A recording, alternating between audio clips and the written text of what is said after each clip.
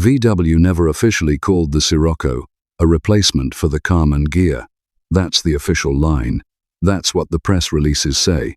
That's what the company has maintained for over 50 years. But here's the thing about official lines: they're written by people who know exactly what they're hiding. The Karmann Ghia stopped production in 1974. The Scirocco launched in 1974. Both cars were built by the same coach builder, in the same factory, in the same city of Osnabrück, in northern Germany. The workers who bolted together the last Karmann Ghia were back on that same factory floor the following week building Sciroccos. You can call that a coincidence if you want. I'm going to call it what it is. This is the story of one of the most elegant corporate transitions in automotive history. A story about a car company that was quietly falling apart, a young Italian designer who changed everything with a single pencil stroke, and a name, a desert wind that swept in and cleared an entire era. And if you were around in the 1970s and you remember the first time you saw that low, wedge-shaped silhouette on the road, this one is for you. The Volkswagen Scirocco Mk1 was never just a car, it was a pivot point. And it all started with a problem Volkswagen had been refusing to admit for years. The Karmann Ghia was dying, and everyone at Wolfsburg knew it. It had been born in 1955, a collaboration between Wilhelm Karmann's coach-building company in Osnabrück and the Italian design house Ghia in Turin. The concept was beautifully simple. Take the Beetles platform, the same air-cooled rear engine, the same suspension, the same bones, and dress it in Italian clothes.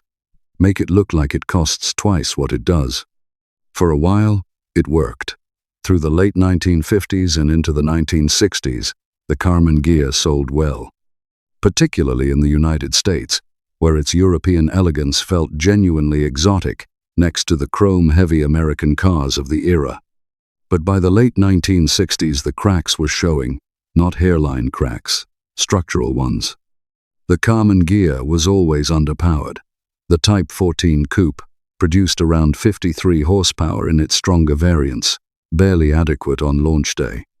By 1970, with the Ford Capri and the Alfa Romeo GT already on the road, it was genuinely embarrassing. Beautiful? Absolutely. Quick? Not even close. But here's what nobody tells you. The real problem was never the engine. The real problem was the platform. The Karmann Ghia was always going to be limited by the Beetles' bones. And Volkswagen had already decided quietly, internally, without any public announcement, that the Beetles' bones were finished. The decision that followed would change the entire company, but it nearly destroyed it first. By 1972, Volkswagen was in genuine trouble, not slow quarter trouble, existential trouble, the kind that ends companies.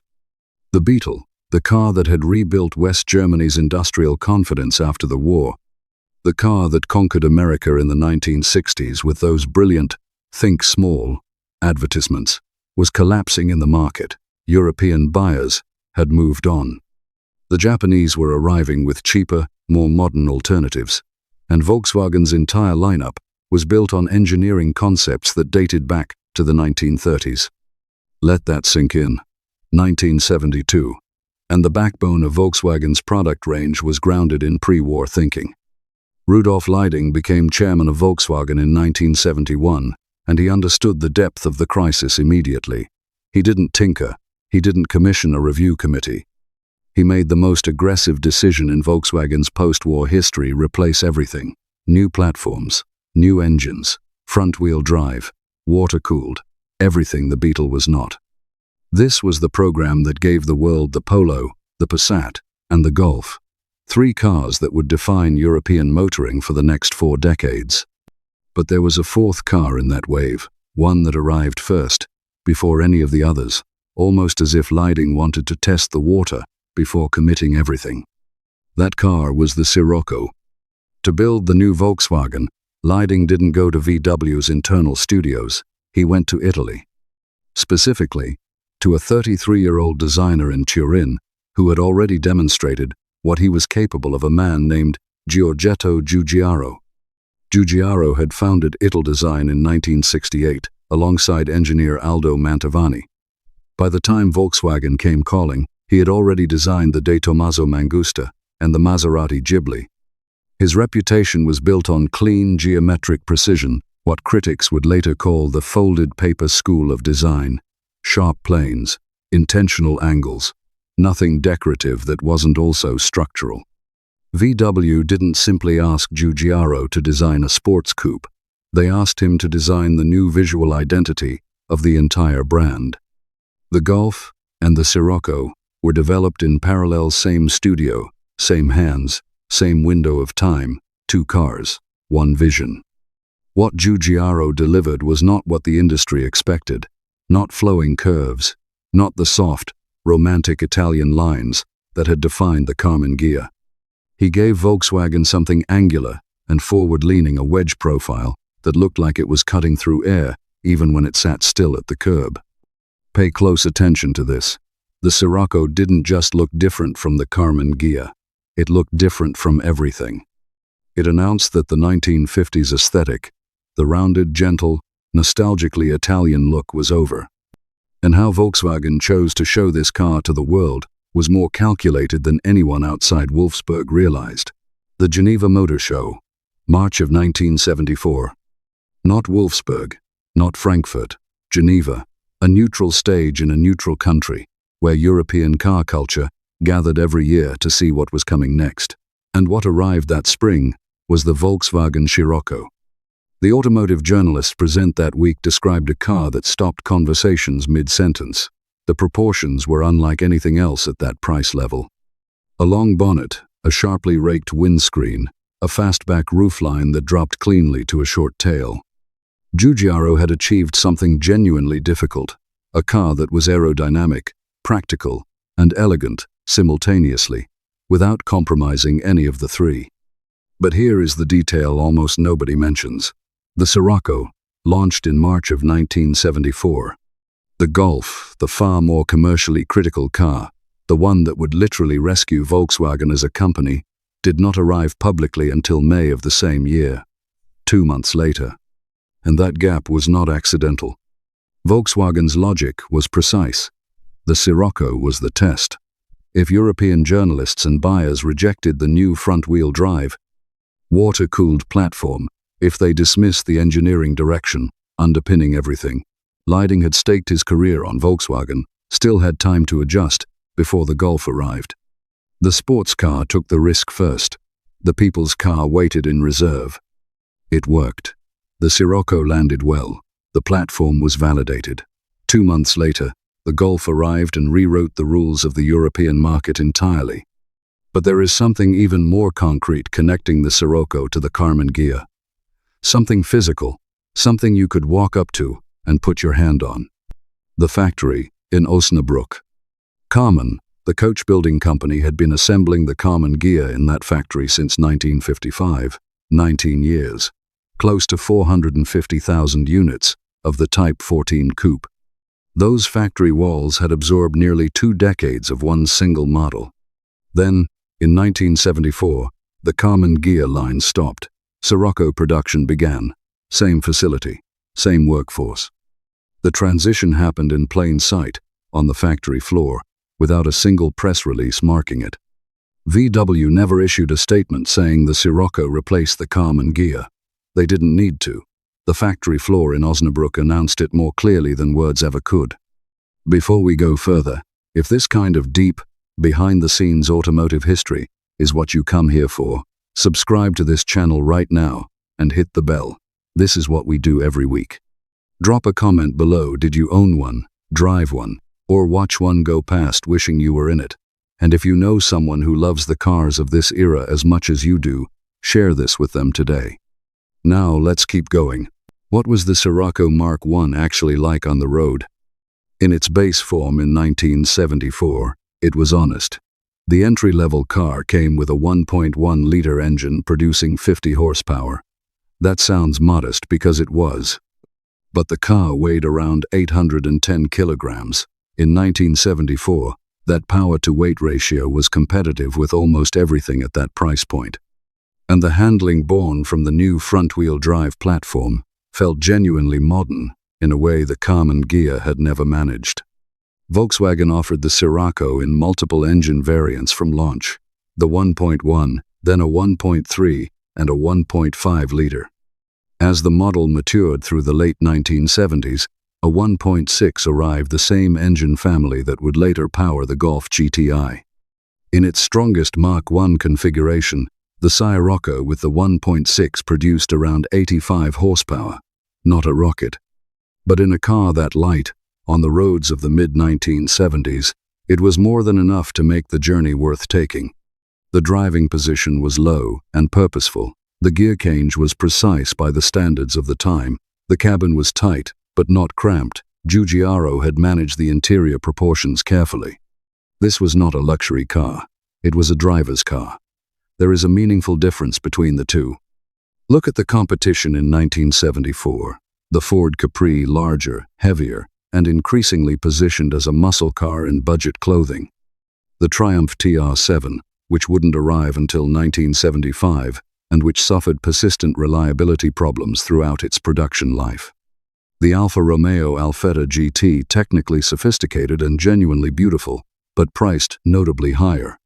The Scirocco found a gap it effectively created for itself. Cheaper than the Alfa, more refined than the Capri, more dependable than the Triumph, and better looking than all three. That combination, value, design, and competence, defined its character. It wasn't reaching for supercar status.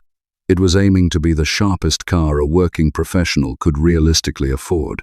In 1974, it achieved exactly that. But here's what the mainstream press wasn't saying out loud. The Scirocco was filling a very specific emotional vacancy the Karmann Ghia had left behind. The desire for a stylish, European, driver-focused coupe at an accessible price, that desire had not gone anywhere.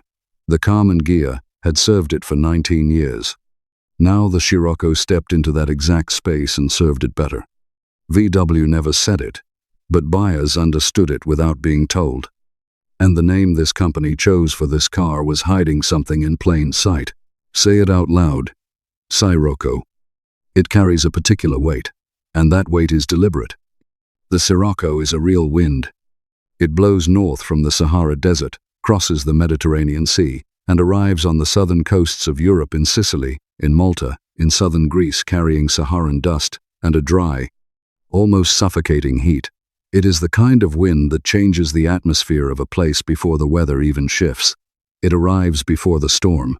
It clears the old air out. Volkswagen chose that name with full awareness of what it meant. A hot wind from the south. A wind that sweeps through and replaces what was there before. Whether or not they would say it in public, the signal was embedded in the name itself. Now let's talk about the silence. Because Volkswagen's refusal to officially connect the Scirocco to the Karmann Ghia was not an oversight. It was strategy, and it was far smarter than it appears. The Karmann Ghia had a following that bordered on devotion, particularly in the United States, where it had been sold since 1958. It had built a loyal community of owners who loved the car for exactly what it was: slow, beautiful, slightly impractical, and deeply personal. They didn't mind that it was underpowered. For many, that was part of the charm. If Volkswagen had declared the Scirocco the successor to the Karmann Ghia, those owners and admirers would have done what loyal communities always do when something they love gets replaced. They would have judged the new car on the old car's terms. Is it as romantic, as timeless, as soft and human in its proportions? And the Scirocco, angular, modern, forward-leaning, would have lost that comparison on almost every emotional measure. By saying nothing, Volkswagen allowed the Scirocco to arrive without the weight of another car's legacy on its shoulders. Buyers who fell in love with it for what it was, not for what it had replaced. That was the real brilliance, not the engineering, not even the design, though both were exceptional. The brilliance was in knowing precisely what not to say. The people on the factory floor in Osnabrück didn't need a press release. The workers who had spent years building the Karmann Ghia, who now came in each morning and built the Scirocco, understood the transition completely. They were already living the next chapter. And what that chapter produced over the 7 years that followed is something the market has only recently started to truly value. The Volkswagen Scirocco Mk1 ran until 1981. 7 years of production, approximately 504,000 units built. For a niche sports coupe, that is a serious number. The Mark II replaced it, slightly softer, more refined, commercially successful. But it never quite carried the sharp, almost confrontational presence of the original. The Mark I had an edge, the Mark II smoothed away. Some things cannot be replicated when you try to improve them. But here is what the production figures don't tell you. The Mark I Scirocco has become one of the most sought-after Volkswagens in the classic car market. In the United Kingdom, well-preserved examples, particularly later 1.6 variants, and the GLI specification command figures that would have seemed remarkable a decade ago. Honest driver quality cars sit between £7,000 and £15,000. The best restored, low-mileage examples have crossed 25,000. In the United States, clean survivors have grown increasingly scarce. The car was never sold in European volumes over there, and the decades have been less forgiving to American market examples. What drives that value is the same force that always drives the value of a forgotten icon. The men who were in their 20s when these cars were new are now at a point where they can afford to own what they once only watched go by. The Scirocco Mark I was always that kind of dream, not unreachable, not a poster on a bedroom wall, a graspable dream, a car you could actually picture yourself in. And Giugiaro's design has done something almost no other car of that era managed. It has aged well. Not in a museum piece way, in a genuinely timeless way. Look at a Mark I Scirocco today, and the proportions feel like they belong to a later, more sophisticated conversation than 1974. He drew something that stepped outside its own time. The Karmann Ghia was the romantic, the Scirocco was the realist. And in the long run, it is the realists who get remembered, not because they lack feeling, but because they are willing to say, the old world is finished. Something better is possible.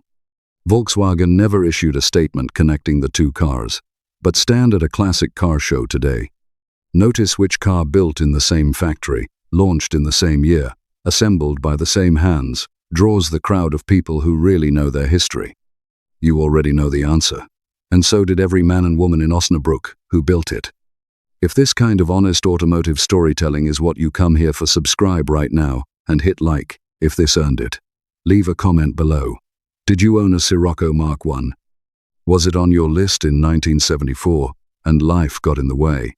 And if you have a friend who lived through this era, share this with them today. The next story is already waiting, and it goes somewhere nobody expects.